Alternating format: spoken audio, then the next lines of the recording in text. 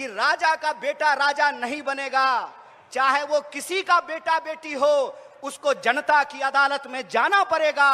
अपनी कुर्सी से उतर करके, महलों से भी निकल करके, झोपड़ियों से भी निकल करके, गलियों से निकल करके, खेतों खलिहानों दफ्तरों से निकल करके इस देश की जनता के सामने हाथ जोड़ना पड़ेगा। इसीलिए आज जब हम ये वोटर अधिकार यात्रा कर रहे हैं, नेता प्रतिपक्ष राहुल गांधी जी, पूरा का पूरा महागठबंधन, कांग्रेस के आदरणीय अध्यक्ष श्री मल्लिकार्जुन खड़गे जी, आरजेडी की तरफ से नेता प्रतिपक्ष तेजस्वी जी, सीपीआई के लीडर, सीपीआई-एम के लीडर, सीपीआई-एमएल के लीडर, महागठबंधन के एक एक साथी, वीआईपी पार्टी के मुकेश सहनी जी, ये सब लोग मिलकर के जो यह वोटर अधिकार यात्रा निकाल रहे हैं, इसके बारे में एक बात याद रखिएगा, ये यात्रा सरकार बनाने की यात्रा नहीं,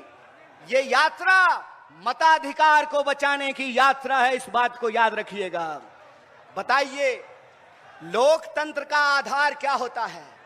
लोकतंत्र का आधार यह होता है कि राजा का बेटा राजा नहीं बनेगा, चाहे वो किसी का बेटा बेटी हो, उसको जनता की अदालत में जाना पड़ेगा।